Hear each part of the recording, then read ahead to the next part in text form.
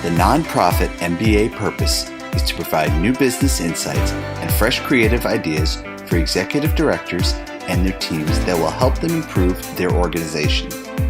Here is your host, Stephen Halasnik. Welcome, everyone. My name is Stephen Halasnik, and I am co-founder and managing partner of Financing Solutions. Financing Solutions is a leading provider of lines of credit to nonprofits throughout the United States.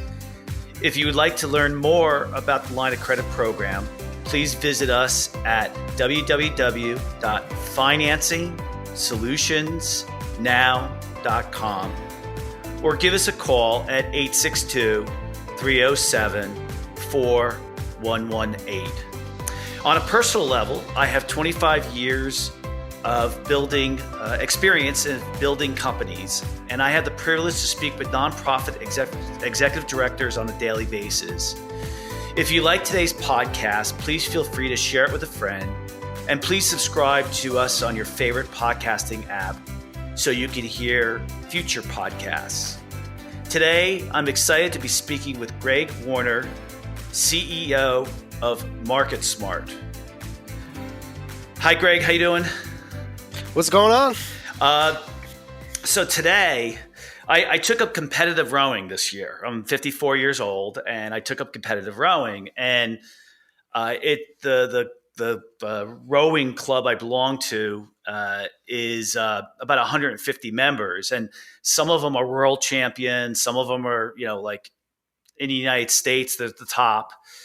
And so I've been trying to gain their trust and letting me go out in a single scull. So I go out this morning at 6 a.m. and there's a boat coming in of 8 rowers. They're all the most experienced rowers. So I go out in the boat, and a scull, just for people to understand, it's only as big as your hip. So it's very tippy. So I go off the dock and about within 6 feet, and I've been out 20 times, I flip in the water. And I'm like, oh my God, they're never going to let me go again, And, it's been a lot of fun. And, you think about things and you say to yourself, you know what? You just got to try things, and it makes life so much more exciting. I love rowing. It's such a new, exciting thing at age 54. And I'm actually pretty good at it, but it's been exciting. And, it kind of relates to today's topic. Today, Greg, what we're going to be talking a lot about is, new strategies and fundraising for nonprofits. And I would imagine that many nonprofits kind of get set in their ways about fundraising. Would you kind of agree with that? Well, yeah, 1,000%. The answer is yes. Although I don't really blame the nonprofits for it. I think I have a lot of empathy for the leadership and the staff. They're sort of forced into a corner that makes it so that they have to keep doing what they've been doing, even though it's probably not working. So I can there's bullet points to that, but yeah, I mean, they keep doing the same stuff. You're right. Yeah, and so let's take a step back. Let's talk a little bit about your organization. Tell us a little bit about what you guys do. Yeah. So, firstly, really, it's important for people to understand that I'm a ticked off donor. All right. I'm a guy who was getting pummeled with a lot of junk mail, a lot of spam. I got asked to a lot of events. I went to events. I got shamed at events. There's auctions at events. They make you feel bad. There's talking about getting letters. I mean, the nonprofits would put our names into some kind of repository where every other nonprofit gets our names, and then you give to one nature organization. Next thing you know, you get 10 more solicitations. Or the one that I've been giving to decides that I'm super wealthy when I'm maybe not as wealthy as they thought, and then they send me these oversized packages asking me for $5 or $10 or $20,000, which is nuts. I even saw from the wealth screening services that the initial ask for me was recommended from some algorithm to be $50,000. I'm like, are they insane? So yeah, I'm a ticked off donor, and what I basically did was I created a software and services system for the sector, and we're all around the world now, that helps nonprofits be exponentially more polite, helps recognize that giving major gifts is a highly considered decision that requires months and years, and it's not to be treated transactionally as most nonprofits treat fundraising. And as a result of the system, it makes donors happier, it makes them give more, or inspires them to give more, and it ultimately helps fundraisers be the best they can be, because they're not spending so much time hunting and doing wild goose chases and coming up with false positives as a result of poor prospect research or flimsy wealth screening data that drives them into brick walls. Our system makes everybody happy. There, it's like a unicorn, and a rainbow. Yeah. I took a look at it before today's podcast. It seems like what it does, and correct me if I'm wrong, is it seems to focus your energy based on who you think has the highest potential to give the most as a donor. Is that correct or no? Close. It's not about who we think. It's based on what the donors say. See, the way the sector has been doing it has been backwards, right? You get a name, somebody gives, they run a 5K, something like that. Then you wealth screen them, or you look at their transactional history. How many times did they give? What are the amounts of their giving? You treat that like a stock, right? Nobody picks a stock purely based on the fact that it keeps going up. You look at a lot of things. You look at what's inside the company. What's the management structure? What's their vision? How do they relate to the marketplace? I mean, if you really want to be good at picking stocks, you better not base your decision purely on the past transactional or the past growth. Yet this is what nonprofits do with their RFM analysis, looking at recency, frequency, and monetary value of past giving. And they say, okay, so this goes into our algorithm that they're on an upward trend. So there, and then you sprinkle in this fairy dust that's called wealth screening, right? So wealth screening only picks up a small portion of what a donor's wealth is, if that. Because especially wealthy people know how to hide their money. They're certainly not publicizing the fact that they have a family trust that's got $5 million in it, so, or their donor advised fund. I mean, you don't know how much is in that donor advised fund or their 401k. It's anything you get from wealth screening, as good as it may be, is still only the tip of the iceberg. So what we do, instead of looking at that stuff to decide, and that's traditionally what the sector does, we just ask the donor.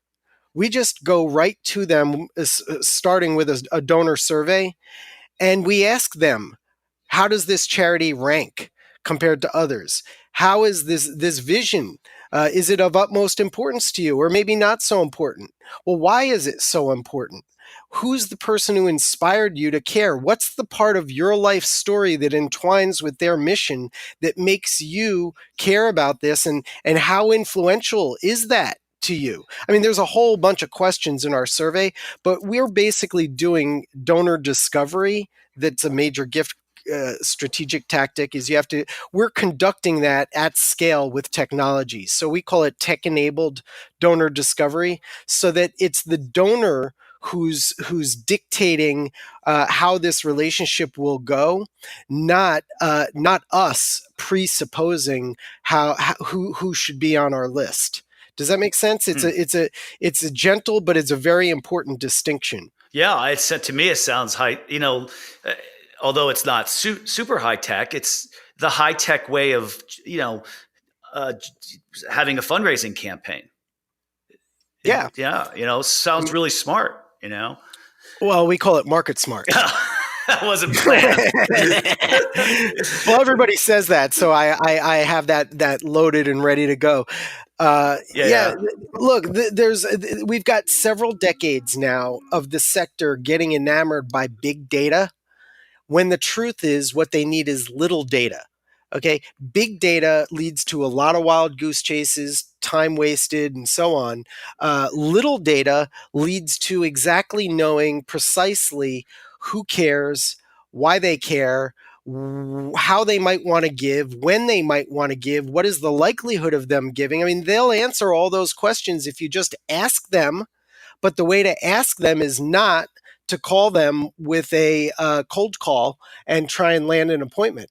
The way to do it is to let them opt in and lean in a convenient way that is frankly the way they want to communicate with the charity at first, which is at arm's length using their computer, their phone, their tablet, and such. Yeah, when you and I first started talking, what we could talk about on the podcast. We jumped ahead a little bit. We're talking about your product and stuff like that, which I think makes sense. But, the podcast is about new strategies. One of the things you mentioned to me was that the old strategy or the old method is that I think you're talking about the middle tier of the donors is going away. Is that what you were trying to? It's worse than that. It's all donors are going away. So on average, the number of people giving to charity, especially in the States, is dropping by about 5% a year, 4 to 5% a year. Okay, and this isn't me. This is the Nonprofit Times. This is the Chronicle of Philanthropy saying this. This is data being captured from Target Analytics, a Blackbaud company. I mean, and I see it in our free product that we give to people called the Fundraising Report Card, and we have benchmarks. We can, give out the URL so that your listeners can use that. It's a free app. But yeah, the number of people giving to charity is disappearing. I mean, it's declining. And there's a whole bunch of reasons for that, which I've nobody else talks about it. I try and get the reporters to talk about it. They come up with things like it's the tax law. It's not the tax law. It's not the tax law. It's a whole litany of other reasons why they're disappearing. And I call this disappearance, I call it fundraising climate change. And it's happening, and it's only getting worse every single year. So the problem strategically for a lot of nonprofits is like, well, so what do we do? Do we do more events? Do we do more junk mail? Do we do more spam? All to get another $25 from another 100 or 1,000 people? That's not the answer. It's very expensive, and plus it ends up with a leaky bucket because only 20-something% of those new donors are going to retain after 1 year, and only, I think, 17% on average after 2 years. So what are you doing? I mean, it's a waste of a lot of money and trees, frankly, when you're talking about paper. Yeah. So how long did you go with this concept of the software that you use? How long has that been around? Well, so let's say that I got pissed off in 2007. Right. So it's 2019 now, but I was running a marketing agency that helped private sector companies generate leads for sales of big ticket items. I only offered my strategy to my favorite nonprofit back in 2007. And then it was not until 2011, after we got so many referrals for people wanting to use this system, that I thought, well, hold on, maybe I should stop selling like windows and refrigerators and satellite dishes for our private sector clients. And maybe there's a hole here in the market that I didn't realize and that nobody realized. And that hole is that this fundraising climate change is getting worse, and that people need to be more strategic and not only use tech-enabled donor discovery, but they need to automate the cultivation process to let the donors lean in and come forward when they're ready to make a major or a legacy or also known as a planned gift. See, people have written all these books about donor centricity, but nobody really does it. So I guess the short answer is that it wasn't until 2011 that we really started building the software to be able to scale this for our customers and to be able to deliver this at scale to hundreds or thousands of customers around the world. What size would a nonprofit typically have to be in revenue to kind of benefit from the software? Well, they could be very small. But when I say very small, I'm saying a few $1,000,000, $5 million a year in revenue. Most of our customers are probably more like 7 or 8 million in revenue and up into the hundreds of millions, and even like $1 billion charities are using this. The thing is, though, for the smaller charities, is they usually, and talking about empathy from the very beginning of this conversation, is they've got board pressure. They're used to doing their yearly events. They're used to doing their, traditional junk mail and all that stuff. And it's very hard for them to get off that wagon, if you will. And they have reason to be afraid. Also, they're more interested often in the transactional nature. Like, it's easier to sign a purchase order for some printing, and then the money goes out to pay for that, and then money comes back in maybe at 2 to 1, right? Right. So it's easier for a leader of a nonprofit to do that than to do what we recommend they do, which is to conduct tech-enabled donor discovery, pinpoint exactly which donors are saying they want to have a conversation about making a major impact, go out and visit with those people, have lunch, have dinner, have 5-7 meetings over 2.5 years, and then close a $5 million gift. Yeah. Right. Yep. Most leaders, and I don't mean to sound, I don't know how this will come off to your listeners, but I understand, most leaders don't have the aptitude for that. It's almost like one-to-one selling aptitude. If you don't have that, and you're more comfortable signing that purchase order, then we're not really for you. But if you have that aptitude and you're like, yeah, I love meeting with supporters, well, then at $7 million a year, you'd probably benefit from our system, because heck, one lead, although we'd probably generate hundreds or 1,000 or something, one solid lead could be all you need to pay for the system for the next 20 years. Your smallest client that you have, any guess what the revenue might be for them? Yeah, it's in that lower area. It's it's under 10 million. And what's more important is, interestingly, is when we started with them, they only had 880 emails for us. And I oftentimes people say, don't you need 50,000 or 100,000 emails or even 10,000? I said, it's not about the number of emails. It's about the quality of the emails. Do these people really care about your mission, or did they just attend an event because their friend told them to go for a run? So with these 800 emails, we got a 54% response rate to the survey. I mean, this is unusual, by the way. I mean, usually we get between 2 and 10% completion rate. Now, just to get an email opened, by the way, you don't get 54% of emails opened or clicked on normally. But for this client, we got more than that, and we got a 54% completion rate to the survey. Right.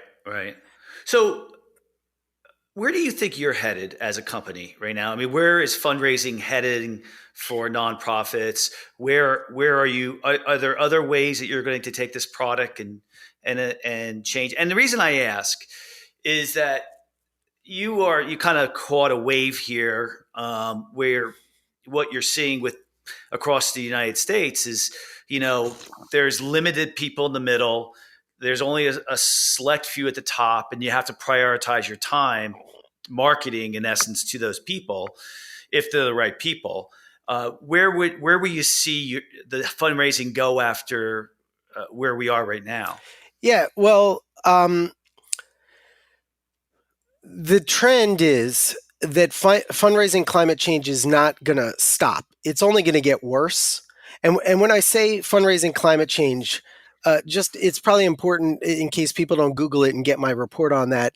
The issue is that the average person is now less religious.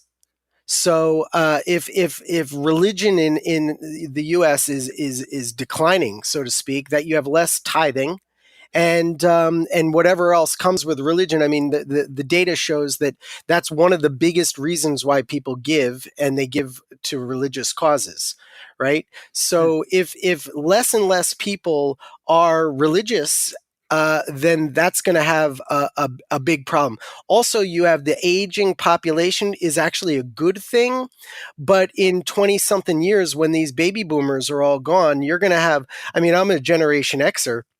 We're just not that big of a population, right? But at the same time, people will say, well, there's tax. The new tax law is causing this. Well, it really isn't, because people are going to Starbucks and Dunkin' Donuts and they're buying Netflix. They're given the same amount of money they would have given to charity to other things. So, all the, and, I don't want to get into politics here, but, unemployment is way down. Wages are increasing. Inflation is moderate. Consumer confidence is up. As of right now, all the indicators are there. People have money in their pockets, but they're not giving it to charity. And here, I'll just fast forward to the big thing. People are pissed off. Nobody likes getting spam and junk mail, man. Nobody likes getting over-solicited, and everybody, including the executive directors of the charities, when they really think about what charities they give to and why, it always boils down to, what value do I get out of my relationship with this charity? How do they make me feel good? How do they make me feel like a hero in my own life story? How do they make me feel like I'm making a difference, like I'm making impact, like I have a community that I believe in and a cause that I support? That's what they ask themselves, and that's what donors are asking themselves. It's the days of getting a letter in the mail and thinking, well, yeah, that picture of that girl looks sad, I'll give her $50. That it's just not happening that way. And plus, people have all kinds of channels to be able to try to determine which charities are. Nobody trusts. That's also the big factors. Nobody trusts charities to do good with their money. I mean, there's all kinds of reports on donor trust depleting and diminishing. I mean, you could just go to the Edelman Trust Barometer. That's EDELMAN. Last year, among the quote-unquote informed public, which is the public that gives to charity, trust was down 18% for nonprofits. I mean, so yeah. I know I'm going on and on about this, but yeah, there's Well, no, it's all it's all good stuff. It really, it's everything you say is a little eye opening, I think, at times. And maybe I think we own the trust factors going down, but to also cite statistics, that's pretty. It's good to see that. I mean, good to see that there's people tracking it. So let me ask you a question. If we have about 5 minutes left. That went fast. Yeah, it did. So if you had some recommendations for, I guess you're dealing with executive directors and you're dealing with fundraising directors, right? If you had some recommendations for them about new technologies, new ways of fundraising, we've talked a lot about today. What would you say to them? Wow. Okay. So that's what I would say is, actually, let me go up a higher level, is that you have to understand that the transactional, hands-off, sign a purchase order and pray that the money comes in, that's all going away, because the pie of people is disappearing. That people don't want to be engaged in that manner, right?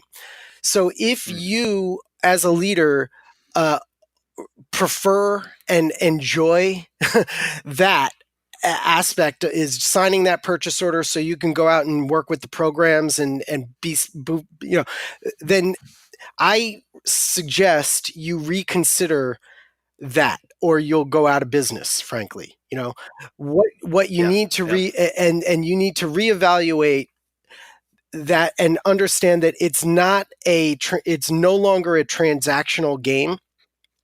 It's a hand-to-hand combat game. It's a one-to-one relationship building game, which doesn't mean one-to-many messaging. It means one-to-one messaging. And the trick is to figure out who is truly has capacity, not this wealth screening kind of capacity, and who says that they want to give it to your cause or are likely to consider doing that because their life story entwines with your mission.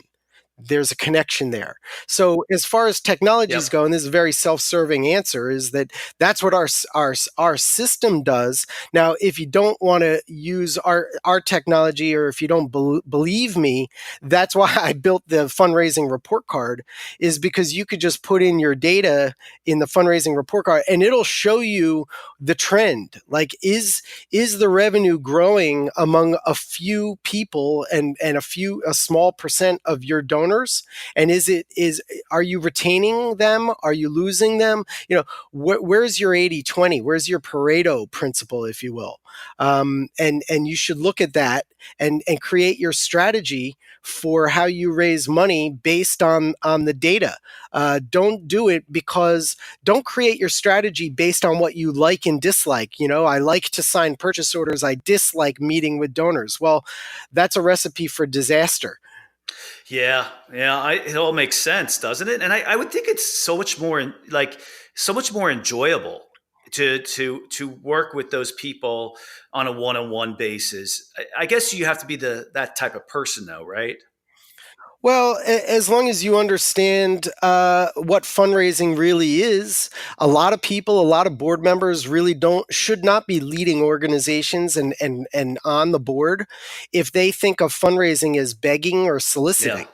See, so if they think that and they get scared and they think to themselves, well, I didn't sign up for this and I don't want to meet with donors and I don't want to beg and ask and cajole and manipulate. That's not what I do. Well, then you have a misunderstanding of what fundraising really is, because fundraising is all about facilitating. Yeah. It's not actually fundraising. It's about finding out these deep needs, this pent-up desires of how these people want to live on after their lifetime in the minds of others, or live as the hero in their own life story, knowing that they did good. Your job is not to solicit them. Your job is to help them understand that if they work with you and give the money to your organization, you will do the great work on their behalf that they can't possibly do all on their own. It's an exchange of money for value, and you're just the facilitator for them. So if you think of yourself as a solicitor, you got it all wrong. If you think of yourself as a facilitator, you're on your way. Well, it makes complete sense. And I think, a lot of today's podcast, I think, gives a lot of people some opportunity to rethink their fundraising efforts and, maybe to apply some new principles, take a look at your company, take a look at what was the report again that they can do for free? Sure. So here, I'll shout out a whole bunch of stuff if people are interested in researching any of this, okay? Number one is fundraising climate change. Just Google that term, or fundraising climate change market smart, and you'll find our report it's very short. It's like 12 pages, really easy to read. A lot of pictures, right? You want the long story, just go to Amazon and you can get my book. It's called Engagement Fundraising by me, Greg Warner. And if you don't have the money to do that, just, find me on LinkedIn and ping me and I'll send it to you for free. I don't make any money from my book anyway. I give all the money from it to charity to support diabetes research. Number three is the fundraising report card, which is a free app that we created. And now there's about 5,000 organizations that put their data in there so that they could see where they're losing their donors. Where are they retaining them? What's their retention rate? What's their investment return on these low dollar transactional solicitations compared to the high dollar major gifts and legacy gifts. And then there's on that page at the fundraisingreportcard.com, there's at the top, it says benchmarks. So you can look at the benchmarks for the whole sector or even like just by on the right, there's a tab for selecting for sectors like hospitals or environment and such. Great. So yeah, that's there's tons of other free stuff on my website at imarketsmart.com. Lots of training modules. I give everything away except for our core system. Yeah. Well, listen, I'd like to thank you so very much for speaking to us today. If as a listeners, if you like today's podcast, please feel free to share it with a friend. And also subscribe on your favorite podcasting app. And of course, if you're looking for a line of credit for your nonprofit, you can call us at 862-207-4118, or you can visit financingsolutionsnow.com.